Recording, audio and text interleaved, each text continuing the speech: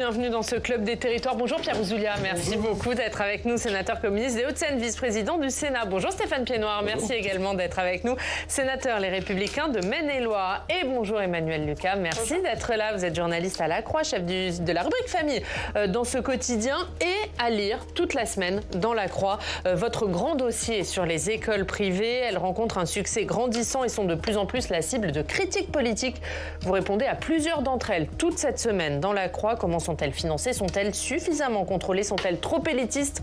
On va en débattre. Steve, avant d'ouvrir le débat, quelques précisions avec vous. Comment fonctionne l'enseignement privé en France? Alors, il est régi par la loi dite Debré de décembre 1959, loi qui reconnaît et garantit l'existence de l'enseignement privé. Le texte organise en fait les rapports entre l'État et ses établissements. Il établit une distinction qui existe encore aujourd'hui dans le privé, avec d'un côté des établissements dits hors contrat et de l'autre des établissements sous contrat avec l'État. Ces structures ont l'obligation de suivre les programmes scolaires officiels. Les enseignants donnent cours dans le respect du principe de laïcité, mais elles profitent aussi d'une large autonomie, ces structures. Par exemple, en matière d'inscription des élèves, mais aussi de recrutement des enseignants qui sont employés et rémunérés par l'État. À noter, Oriane, que la quasi-totalité des établissements privés sous contrat, 96%, dépendent de l'Église catholique. L'exercice du culte dans ces structures est autorisé, mais uniquement en dehors des heures de classe. Il doit rester facultatif et être financé par l'argent propre des établissements et non sur les subventions publiques. Voilà, le débat est posé. On va voir maintenant notre reportage. On va à Stains, en Seine-Saint-Denis. Comme ailleurs, l'enseignement privé séduit de plus en plus les familles qui cherchent un encadrement particulier ou qui veulent fuir les établissements publics décriés. On regarde ce reportage de Jérôme Rabier. À première vue, c'est un établissement scolaire comme un autre. Mais à Sainte-Marie, à Stains, une croix vous accueille à l'entrée. Dans cette commune, une des plus pauvres du département de Seine-Saint-Denis, l'école Sainte-Marie est une institution qui a continué de se développer jusqu'à très récemment. On a ici un établissement primaire à peu près 250 élèves, un collège avec 400 élèves aussi et un lycée qui est tout neuf, qui a 3 ans, avec 180 élèves à l'intérieur. L'établissement, le groupe scolaire Sainte-Marie où nous sommes, un établissement qui a 300 ans, parce qu'on a fêté les 300 ans l'année dernière. De la maternelle au lycée, 800 élèves sont accueillis. Et pour ce chef d'établissement, les motivations des familles sont variées. Bon, ils font confiance à l'établissement pour son suivi de l'élève, qui est un suivi vraiment particulier avec l'accueil de tout le monde. Également, le principe d'esquiver les collèges publics et les populations du collège public d'à côté, ce qui est une réalité dans nos établissements. Et puis également, quand même, cette possibilité de parler de religion, puisque chez nous, voilà, on parle de religion. Alors ici, c'est très varié, il y a une grosse mixité, donc on parle de toutes les religions et ça plaît beaucoup aux familles aussi. Ça. Sous la tutelle d'une congrégation créée au XVIIe siècle pour accompagner les plus déshérités, l'établissement ne fait pas de sélection à l'inscription et pratique des tarifs modérés, 1 100 € l'année. On prend les dossiers par ordre d'arrivée et lorsqu'on a rempli nos 4 classes par niveau, on arrête les inscriptions. Et voilà, il n'y a pas de regard sur les revenus des parents ou sur les résultats scolaires. Le principe, c'est simplement de prendre les élèves par ordre d'arrivée. Et c'est comme ça qu'on complète nos effectifs ici. Ici, les origines sociales et ethniques sont variées, à l'image de la commune. On est situé juste en face du collège public du coin avec qui nous avons de très bons rapports et en fait on accueille les mêmes élèves puisque voilà, c'est des Stanois, on n'est pas desservi ni par le métro ni par beaucoup de transports en commun ici, donc personne ne traverse Paris pour venir sur notre collège, c'est vraiment des gens du secteur. Si à Sainte-Marie, la mixité sociale existe, ce n'est pas forcément aussi prononcé dans tout le département. L'éducation nationale qui fournit un indicateur, IPS pour indice de position sociale, note une variation sensible entre les établissements publics et privés. C'est un écart d'IPS entre 10 et 30 points avec l'enseignement public dans certains secteurs, parce que nous avons encore des difficultés à attirer et à toucher les familles les plus défavorisées d'un département qui est quand même le plus pauvre de métropole. Un travail est d'ailleurs engagé au niveau national pour qu'une modulation tarifaire soit instaurée en fonction des revenus des familles. Mais le privé catholique rappelle aussi que seulement 8% des élèves de Seine-Saint-Denis sont scolarisés dans ces établissements et qu'il n'est donc pas responsable de tous les maux. Ce sont d'abord les familles qui nous choisissent. On ne va pas à la pêche aux élèves. On ne choisit pas nos élèves, on ne choisit pas nos familles. Les familles nous choisissent. C'est pas l'enseignement catholique qui est responsable des problèmes de mixité dans les établissements publics et privés. C'est bien la question des politiques de la ville qui se pose. Une direction diocésaine qui appelle aussi l'État et les collectivités à permettre aux établissements catholiques de s'implanter dans de nouveaux quartiers, y compris très défavorisés, où elle pourrait remplir bien davantage son objectif de mixité sociale. Emmanuel Lucas, on le voit, le succès de ces écoles privées. Vous dites dans La Croix, une famille sur deux a recours au moins une fois dans la scolarité de ses enfants au privé. Comment on explique ce succès ? Il y a plusieurs facteurs. C'est vrai qu'au fil du temps, le privé est devenu un recours pour les déçus du public. Ça, c'est déjà une première explication. Et ensuite, on est dans une époque où les parents sont globalement assez inquiets pour l'avenir des enfants. Tout le monde comprend qu'il faut des bonnes études et il y a un fort investissement parental sur l'éducation. Et donc, beaucoup sont dans la recherche de ce qu'ils estiment être le meilleur pour leur enfant, le plus performant. Et du coup, sont prêts à payer un petit peu ou plus pour les scolariser dans le privé. Ça veut dire qu'aujourd'hui, on est d'accord, le recours à l'enseignement privé, c'est un autre plan. La justification, elle est autre que la religion. Oui, en grande partie. C'est vrai qu'il y a eu des sondages là-dessus. Certaines familles viennent encore chercher des valeurs religieuses affirmées dans le privé, mais d'autres beaucoup moins. Beaucoup, c'est plutôt d'un encadrement, par exemple, des choses comme ça. Pierre Ouzoulias, finalement, aujourd'hui, l'école privée, elle pallie les carences de l'école publique ? Oui, elle le fait avec de l'argent public, faut le rappeler. On va y venir sur le financement. Parce que les écoles privées, c'est 8 milliards d'argent public. C'est 75% de leur budget qui est apporté par... On va venir sur le financement, mais est-ce que vous comprenez les décisions de ces parents aujourd'hui ? Oui, moi je respecte parfaitement les décisions des parents. Je ne jugerai jamais un parent qui met ses gamins dans le privé. Mes filles ont été toujours dans le public, mais c'était un public d'excellente qualité. Si j'avais été en Seine-Saint-Denis, je ne sais pas ce que j'aurais fait. Je le dis tout à fait, de façon tout à fait honnête. Après, moi, je suis sénateur des Hauts-de-Seine, et je vois la réalité des Hauts-de-Seine. Dans les Hauts-de-Seine, les 20 établissements qui ont l'IPS, l'indice de position sociale le plus élevé, ils sont tous privés. Il y a une forme de partition où il y a des écoles, je suis désolé de parler comme ça, des écoles de riches pour les riches et des écoles de pauvres pour les pauvres. Voilà. Et ça, je pense que ça met en danger la République, parce qu'il y a une forme de séparatisme scolaire qui reproduit le séparatisme social, du logement, etc. Et on a deux France qui cohabitent. Et à un moment donné, c'est plus possible. Stéphane Piednoir, vous avez enseigné longtemps dans le public, vous. Est-ce que aujourd'hui l'enseignement privé est en train de pallier les carences de l'enseignement public et de prendre le pas finalement sur l'enseignement public ? En fait, les motivations des familles sont extrêmement diverses.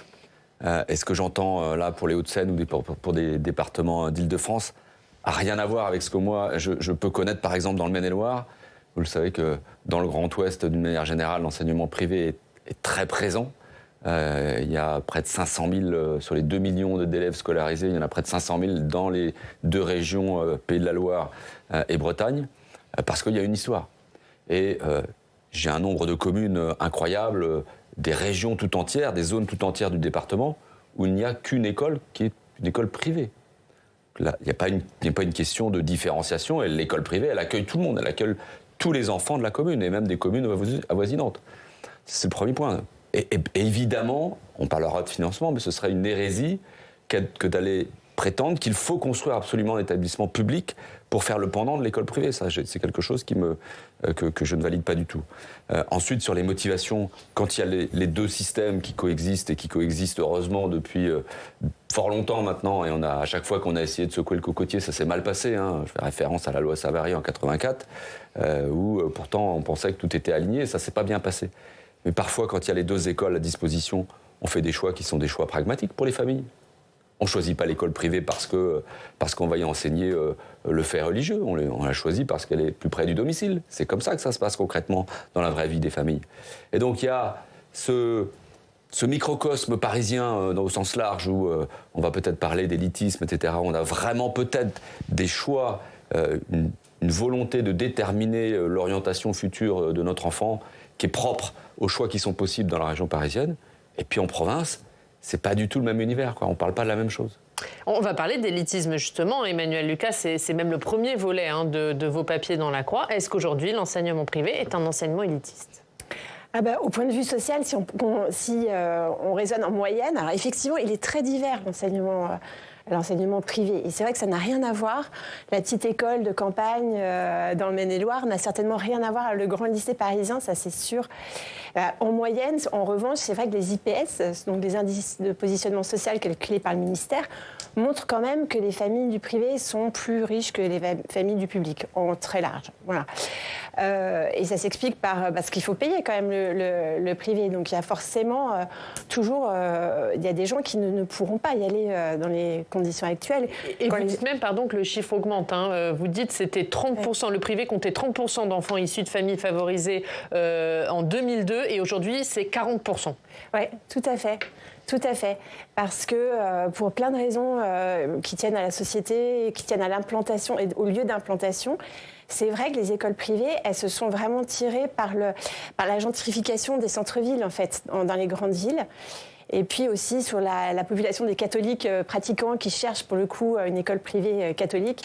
La sociologie a un peu changé et effectivement s'est resserrée sur des familles plus fortunées. Ouais. C'est un enseignement pour familles favorisées aujourd'hui, l'enseignement privé ? Non, enfin vraiment, c'est pas la réalité que je connais. Encore une fois, oui, il y a des établissements, mais dans le public aussi, d'ailleurs, qui sélectionnent, dont l'indice de position sociale est extrêmement élevé, et bien plus élevé. Alors, le matheux que je suis dit que pour une moyenne, c'est toujours un peu compliqué d'évaluer une moyenne, parce que quand vous avez quelques établissements avec des IPS extrêmement élevés, c'est comme la moyenne des salaires, ça fait monter la moyenne brutalement, alors que le reste de l'échantillon a, lui, une moyenne qui est plutôt homogène. Donc, pour moi, il y a vraiment des biais d'analyse là-dedans. Donc vraiment, les familles ne choisissent plus aujourd'hui. Sur le fait religieux, c'est pareil, 4% de pratiquants aujourd'hui, 96% d'écoles catholiques dans le privé. On voit bien que c'est pas la relation. D'ailleurs, le fait religieux, il n'est pas uniquement l'enseignement du fait religieux catholique. Toutes les religions sont enseignées. On voit bien avec quelles difficultés on peut le faire. On a du mal à le faire dans les établissements publics. Voilà, donc il y a une ouverture, il y a du pragmatisme, il y a une ouverture. Et puis il y a quelques cas particuliers qui, d'ailleurs, focalisent l'actualité, focalisent l'attention. On a eu quelques exemples récents et on se focalise là-dessus. Alors que pour moi, ça ne correspond pas à l'extrême diversité de la situation dans notre pays. Pierre Ouzoulias. Oui, sur le choix entre l'école privée et l'école publique, il y a quand même une grosse différence entre les deux. C'est que l'école publique est profondément contre les dogmes. C'est un enseignement qui est adogmatique, ce qui n'est pas le cas de l'école privée. Et après, vous êtes gentil, mais l'école privée, moi je le vois dans le département des Hauts-de-Seine, c'est aussi des écoles qui accueillent les petites filles voilées, que le public refuse. Parce qu'il y a un rapport à la laïcité qui est extrêmement léger. Je parle en formule sénatoriale, pour pas être trop violent. Mais moi, j'ai relu ce que disait le proviseur de Stanislas. On n'a pas encore parlé de Stanislas, mais il faudra y venir. Il y a un peu sous-entendu, Stéphane Piednoir, quand même. Oui, j'ai bien compris. Mais ce que nous dit le proviseur de Stanislas, c'est qu'il veut faire un enseignement, tout l'enseignement, selon le dogme de l'Évangile. L'école publique, c'est pas ça. C'est un dogme républicain, totalement adogmatique, où ce qu'on essaye de donner aux enfants, c'est une position critique sur tout, et y compris sur la religion. Il y a un enseignement sur la religion à l'école publique, mais c'est un enseignement critique.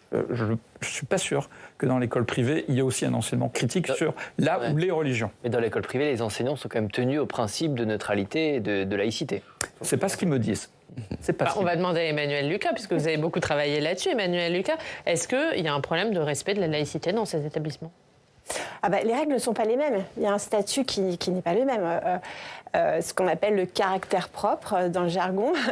Donc ça veut dire qu'effectivement, il y a des cours de catéchèse qui sont proposés, donc des cours de religion qui sont identifiés comme tels à des moments précis et qui se doivent d'être facultatifs et de respecter la liberté de conscience des enfants. C'est marqué noir sur blanc dans le contrat d'association. Et à côté de ça, il y a une liberté pédagogique qui est dans la philosophie propre de l'enseignement catholique et qui, de là, est déclinée toute une pédagogie qui est particulière, qui est plus sur l'accueil très personnalisé des enfants, etc. C'est vrai que c'est pas tout à fait le même esprit, et c'est pour ça qu'on appelle qu'il y a un statut particulier. Je pense que c'est une offre complémentaire de l'offre publique. Ce n'est pas la même chose, tout à fait. On ne trouve pas la même chose dans une école privée et dans une école catholique, tout à fait. Stéphane Piednoir là-dessus. Oui, je suis d'accord. Il y a une forme de liberté pédagogique, davantage de place à l'innovation. Moi, vous l'avez dit, j'étais 25 ans enseignant dans le public. Mes enfants ont été dans le public aussi, donc je ne suis pas là pour défendre telle ou telle partie de l'enseignement, mais je trouve que c'est le bon mot, c'est la complémentarité. Et à chaque fois qu'on a voulu unifier le système, ça ne s'est pas bien passé, parce que les gens aspirent à ça, à avoir le choix pour ce qu'ils ont de plus cher, c'est-à-dire leurs enfants, la scolarité de leurs enfants. Et donc cette complémentarité, elle s'illustre. Moi, j'ai été maire d'une commune et j'ai vu à quel point les parents pouvaient s'investir, non pas pour l'orientation de leurs enfants au sein de l'établissement, qui est un peu un biais que je reproche au fil du temps qu'on a laissé faire à travers certaines lois d'ailleurs, avec Mme Najat Vallaud-Belkacem, mais plutôt pour s'investir pour leur établissement. C'est-à-dire faire en sorte que leurs enfants soient accueillis dans les meilleures conditions dans leur établissement. Ça crée une communauté, des parents qui prennent un pot de peinture le week-end parce qu'il faut repeindre une classe. Ça existe dans le privé. Dans le public, jamais on ne peut proposer de faire ce genre de proposition. Ça n'existe pas. C'est pas le même état d'esprit. Ça vous laisse sceptique? Oui, parce que je me souviens des parents d'élèves repeignant toutes les écoles de Marseille, à l'époque où la municipalité de M. Gaudin laissait tomber en ruine le public. Après, liberté relative. On a eu, et vous y étiez, chers collègues, un débat sur l'école privée au Sénat où un de mes collègues sénateurs rappelait que pour rendre hommage à Samuel Paty, certaines écoles privées avaient organisé des prières collectives. On n'est pas tout à fait dans l'esprit de la laïcité tel que moi je l'entends. Et je pense que dans le monde que nous vivons, l'enseignement public qui donne à chaque élève la possibilité de forger son esprit critique sur la totalité des événements qu'il rencontre, c'est quelque chose de fondamental. C'est notamment ce qui leur permet de faire une distinction sur les réseaux sociaux entre les bonnes et les mauvaises informations. Et c'est au cœur vraiment de l'enseignement républicain. Moi, j'aimerais que l'enseignement privé puisse forger aussi les élèves à cet esprit critique, et notamment l'esprit critique sur la religion catholique. Moi, je ne suis pas croyant, c'est pas tellement mon problème, mais je pense que pour l'Église, ça serait une très bonne chose aussi qu'en son sein, il puisse y avoir une revendication critique sur la façon dont l'Église catholique aujourd'hui porte la religion. Chers collègues, comme vous le savez, je suis aussi extrêmement attaché à la laïcité. Et lorsqu'il y a un signalement comme celui que vous venez d'indiquer est noté, il faut que ça remonte, il faut que ce soit suivi. Quand on est une école privée sous contrat, il y a un contrat. Et on doit respecter ce contrat. Notamment, vous l'avez dit, le côté facultatif des options qui doivent être en dehors des options religieuses, qui doivent être en dehors du temps scolaire. Très bien, si on montre que c'est devenu obligatoire ou qu'il y a des manifestations religieuses sur le temps scolaire, il faut le signaler. On dit toujours, la confiance n'exclut pas le contrôle. C'est le cas pour les écoles privées. Il y a un cadre. Si on échappe à ce cadre, on peut à tout moment aussi rompre ce contrat d'association qui est pour le primaire entre l'école et la commune, et puis à d'autres échelons après. C'est ce que j'ai demandé pour Stanislas. Mais qu'on le fasse. On verra le résultat. J'ai aucune difficulté avec ça, moi. On verra le résultat. On va parler du financement, puisque ça fait aussi partie des questions. Emmanuel, avant de vous interroger là-dessus, Steve, comment ça marche ? Dans l'ensemble, le privé peut dire un grand merci à l'État. 55% du budget des établissements du premier degré, maternelle et primaire, ce budget vient de l'État. Ça va jusqu'à 68% pour les collèges et lycées. Cet argent sert principalement à payer les enseignants. En 2022, l'État a consacré 8 milliards d'euros au privé sous contrat. Autre source de financement du secteur privé, les collectivités locales, régions et départements. Elles supportent les dépenses de fonctionnement et payent les salaires du personnel dit non enseignant des établissements. La part de ces financements varie un peu selon les établissements. On est entre 10 et 20% du budget annuel. Mais au total, l'enseignement privé en France bénéficie chaque année de plus de 12 milliards d'euros d'argent public. Avec des questions sur son accessibilité. Oui, une école pour les riches. C'est parfois comme ça que l'école privée est décrite et décriée. En théorie, le coût pour s'inscrire dans ces établissements est encadré par la loi. Le principe, c'est la gratuité, mais, précise la loi, une contribution peut être demandée aux familles pour l'exercice du culte ou l'entretien des bâtiments. En pratique, on va voir les prix. 390 € par an en moyenne à l'école primaire, 763 au collège, 1176 € au lycée. C'est le coût moyen de la scolarité dans un établissement privé. Selon la Fédération nationale des organismes de gestion de l'enseignement catholique, c'est une moyenne, ce qui veut dire évidemment que certains établissements peuvent être beaucoup plus chers. Si vous souhaitez mettre vos enfants, Pierre Ouzoulias, à Stanislas, comme notre ex-ministre de l'Éducation, il vous faudra débourser 2561 € l'année pour le lycée. Ça, c'est sans compter ni l'étude ni la cantine. On va y venir parce qu'Emmanuel, vous écrivez quelque chose que j'ai trouvé intéressant. Vous dites ça inquiète le privé qui voit un risque de perte de contact avec les classes populaires. Ah oui, je pense. Cette élitisme, enfin ce financement et en tout cas le fait qu'il faille débourser autant. Oui, parce que pour l'enseignement privé et l'Église derrière, parce qu'il y a quand même un lien direct, c'est pas très bon signe de se resserrer à ce point sur des classes qui ne sont plus, de rompre le lien avec les classes populaires. C'est pas un signe de vitalité du tout, en fait. Donc c'est vu comme quelque chose d'inquiétant. Mais il y a des freins qui sont compliqués à lever parce que, par exemple, le prix des cantines, qui est quelque chose de très souvent mis en avant par l'enseignement catholique, il reste bien réel. Il double quasiment le prix des scolarités, en fait. Et donc, là, les collectivités n'ont pas d'obligation en la matière. Donc, certaines, quand même, alignent leur prix sur celle du public pour les élèves boursiers. Mais ça, il n'y a aucune obligation. Donc, ça dépend beaucoup. C'est des négociations à n'en plus finir.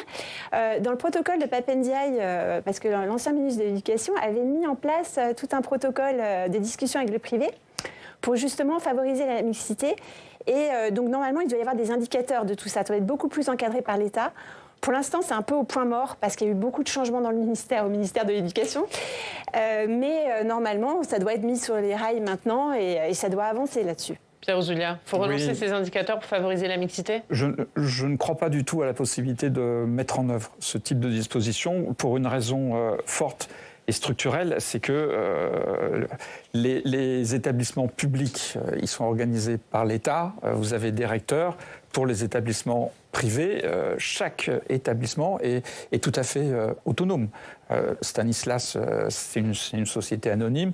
Beaucoup des établissements sont gérés par des associations. Donc, vous ne pouvez pas, même au plus haut niveau de la hiérarchie catholique, obliger ces établissements à avoir une politique nationale. Il ne peut pas y avoir de politique nationale pour l'enseignement privé. Ça, c'est un point important. Et la grosse difficulté de l'État, c'est dans son mode de contrôle. Et la Cour des comptes l'a bien indiqué. Aujourd'hui, il n'y a quasiment pas de contrôle, ni pédagogique, ni financier sur les établissements privés, avec, de temps en temps, de plus en plus, des dérives mercantilistes. C'est-à-dire qu'il y a des petites structures qui aujourd'hui sont rachetées par des groupes pour faire de l'argent, avec des taux de rentabilité au-dessus de 10%. Et ça, c'est une réalité qu'il faut voir aussi. Emmanuel Lucas, c'est une réalité ? Alors, dans l'enseignement catholique, ça me surprendrait quand même beaucoup. Et dans le privé est très divers. Effectivement, on ne peut pas comparer des écoles bilingues ou des écoles... Il y a des tas de choses. Et l'enseignement privé catholique est une énorme partie, parce que forcément, c'est l'héritage historique. Mais il n'y a pas que ça. Il y a effectivement certainement des tas de structures qui ne sont absolument pas contrôlées de la même façon. Et effectivement, même au sein de l'enseignement catholique, de toute façon, c'est libre. Enfin, on appelle ça l'école libre. C'est quand même privé. Donc, effectivement, ça appartient à des propriétaires privés qui sont des tutelles, qui sont des diocèses. Enfin, il peut y avoir différents types de propriétaires. Et chacun, effectivement, est normalement libre d'arbitrer un peu comme il le veut sur ses finances. Mais il y a quand même des liens. Enfin, tout ça n'est pas complètement sans contrôle du tout. Stéphane Piednoir, il faut laisser la liberté ou il faut renforcer les contrôles? Non, mais d'abord, il y a le diocèse quand même au niveau local qui contrôle un certain nombre de choses. Enfin, il ne faut pas dire que chaque établissement privé est totalement libre de faire ce qu'il veut. Ensuite, les contrôles, ça aussi, c'est dans la loi. Les enseignants eux-mêmes ont un contrôle. Je ne suis pas sûr qu'ils soient moins contrôlés ou plus contrôlés que dans l'enseignement public, où là aussi, il y aurait beaucoup de choses à dire sur le contrôle pédagogique des enseignants. J'ai pratiqué 25 ans, je sais un petit peu de quoi je parle, donc c'est à peu près sur les mêmes jauges. Et puis, bien sûr, qu'il y a des contrôles financiers. Enfin, tout ça est encadré. Je ne voudrais pas qu'on fasse croire que l'école libre, c'est la porte ouverte à toutes les libertés, justement, c'est open bar. Enfin, c'est quand même très réglementé. Et encore une fois, il faut aussi différencier. Il y a des écoles hors contrat, où là, il y a la loi Gattel, il y a quelques années, que nous avions voté ici, qui a essayé de durcir les choses. Pour l'école sous contrat, il y a quand même un cadre, il y a quand même des contrôles qui sont là et qui sont très réguliers. Sur le hors contrat, je fais une petite parenthèse avec l'enseignement supérieur, si vous me permettez, parce que c'est plutôt mon axe de travail au sein de la commission. C'est exact, il y a des officines qui se sont créées, notamment en lien avec les primes sur l'apprentissage, les 6 000 et 8 000 euros de l'an dernier. Donc on a des officines, presque des coquilles vides qui se sont montées grâce à l'apprentissage, donc la moitié des études payées par l'entreprise, l'institut qui récupère ses primes, et derrière, on a quasiment pas de présentiel. Ça, c'est condamnable parce que le rendez-vous pédagogique n'est pas là. Dans les écoles que l'on cite, le rendez-vous pédagogique, il est là. Et si les familles choisissent, il faut bien comprendre que c'est parfois aussi, quand je dis qu'il y a ce choix entre école privée et école publique, c'est parce que c'est une forme de miroir de ce qui se passe dans l'école publique. Il faut aussi revoir les choses en face, c'est qu'à un moment donné, sans doute que dans l'école publique, il y a un processus d'évitement parce que ça se passe mal, parce qu'il n'y a plus de respect, parce qu'on n'arrive plus, quand on est prof, on n'arrive plus à faire un quart d'heure de cours sur une heure, un quart d'heure d'enseignement sur une heure de cours. Voilà, c'est ça, je pense que c'est cet angle-là qu'il faut attaquer. Oui, moi je pense que fondamentalement ce qui se passe, c'est que le gouvernement a perdu l'idée de ce qu'était l'école républicaine. Et aujourd'hui considère que finalement l'éducation c'est un marché comme un autre. Ah. Et que ça soit pour l'enseignement supérieur ou pour l'enseignement primaire et secondaire, il est normal de mettre en concurrence les uns avec les autres. Ah. Sauf que... Pour vous, elle est encore là. La guerre publique-privée, elle est encore là aujourd'hui ? Oui, bien sûr. Elle ne s'est jamais arrêtée. Elle s'est jamais arrêtée. Et vous savez très bien qu'il y a un non-dit. Il a été organisé sous le gouvernement de Lionel Jospin une quote-part entre les moyens donnés au public et les moyens donnés au privé. 80% pour le public, 20% pour le privé. Aujourd'hui, la volonté politique du privé, c'est de faire sauter cette répartition. C'est évident. Là, il y a un enjeu politique de taille. Le gouvernement, encore une fois, considère que l'éducation, finalement, ça doit être un marché comme un autre, un peu du point de vue anglo-saxon, libéral anglo-saxon. Tout le monde est en concurrence avec tout le monde, et puis à la fin, on prendra les meilleurs. C'est absolument pas ma position républicaine. Vous êtes d'accord avec ça, Stéphane Piednoir ? Non, pas vraiment. Dans cette guerre scolaire, on voit qu'il y a encore pas mal de monde dans les tranchées. Et on est prêt à sortir les hallebardes à tout moment. Mais non, il faut qu'on a apaisé ça. La loi Savary, ça fait 40 ans désormais.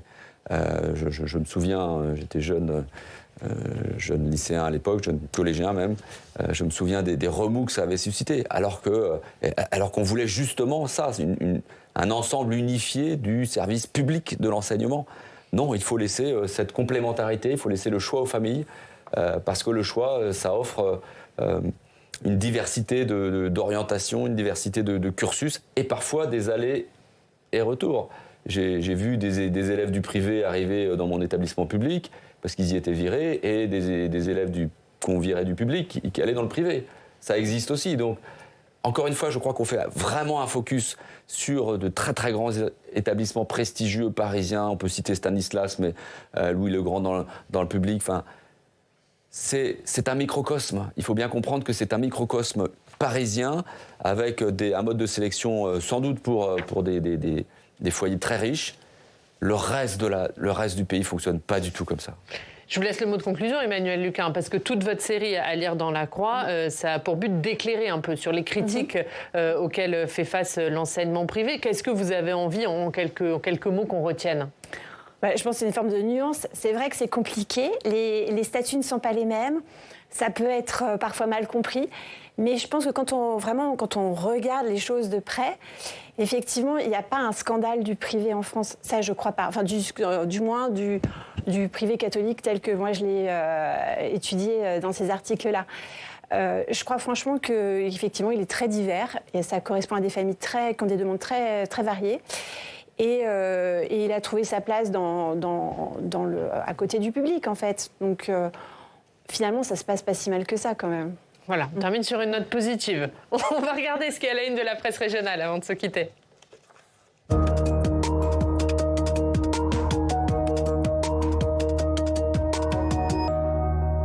Et si on commence par ces gardes à vue dans la disparition de la petite Lina. Oui, ça y est, l'enquête accélère enfin. C'est la une des DNA. Pour la première fois depuis 6 mois, 3 personnes ont été placées hier en garde à vue. Lina, 15 ans, a disparu au mois de septembre dans le Bas-Rhin. Elle devait prendre un train pour rejoindre son petit ami à Strasbourg. Depuis, aucune trace d'elle n'a été retrouvée. Les 3 gardes à vue pourraient permettre de faire avancer l'enquête. Mais on apprend ce matin que ces gardes à vue ont été levés. La France est en urgence à attentat depuis dimanche. Oui, et le journal du Centre revient sur la menace terroriste en France. Le quotidien se penche sur la traduction très concrète du passage au stade urgence attentat dans le département de la Nièvre. Et le journal du Centre explique que le plan Vigipirate passe inaperçu aux yeux de la population. À Paris, tout est différent, mais à Nevers, malgré le renforcement de la sécurité, je n'ai absolument rien remarqué, nous dit Jackie, 77 ans. Mauvaise nouvelle sur le front social dans la région de Montpellier. L'entreprise Dell va supprimer 100 emplois. C'est à la une de Midi Libre. D'ici fin avril, une centaine de salariés de la région vont quitter la boîte. Chaque jour, on reçoit un mail d'une personne qui nous dit au revoir, explique un salarié. En fin d'année dernière, une rupture conventionnelle collective a été mise en place par la multinationale. Il y a un an, le fabricant d'ordinateurs avait annoncé son intention de supprimer plus de 6500 postes à l'échelle mondiale. Bonne nouvelle en revanche pour un couple de Varois. Et ils sont devenus millionnaires du jour au lendemain et ils font la une de Var Matin. Aujourd'hui, le couple souhaite rester anonyme. On peut quand même distinguer sur cette une des mains et des jambes. Derrière un très très gros chèque de 73 millions d'euros, ils ont touché le jackpot à l'euro-million. 73 millions, c'est un record de gain historique pour le département du Var. Il revient. Qui ça ? Frédéric Antonetti. Oui, c'est Pâques et le Messie revient 23 ans après son dernier match comme entraîneur de Bastia. Frédéric Antonetti revient dans son club. C'est à la une de Corse ce matin. Antonetti a donné son accord pour devenir directeur technique à partir de la saison prochaine. Il revient, attendu par le peuple bleu, qui veut voir dans ce retour un tournant salutaire. Voilà l'édito de Corse matin. Aujourd'hui, Antonetti attendu comme le Messie dans son club. C'est une bonne nouvelle pour la Corse ? C'est une bonne nouvelle, très bonne nouvelle. Merci Steve, merci pour cette revue de presse. La une de La Croix, Emmanuel Lucas, c'est le printemps sénégalais. Et puis à lire aujourd'hui le 3e volet de votre enquête, un autre enseignement, d'autres valeurs. Le dernier, ce sera demain. Ce sera demain, oui. Et non, jusqu'à vendredi même. C'est... Attendez, je suis un peu perdue. Oui, jusqu'à vendredi. Jusqu'à vendredi. C'est à lire toute la semaine. À lire toute la semaine dans La Croix. Merci Emmanuel Lucas, merci Stéphane Piednoir, merci Pierre Ouzoulias d'avoir été avec nous. Merci à tous de nous avoir suivis. À 15h, ne manquez pas la séance de questions d'actualité au gouvernement, au Sénat, à suivre en direct évidemment sur notre antenne. Et puis à 18h, Thomas Huck, Sens Public. Très bonne journée, à demain.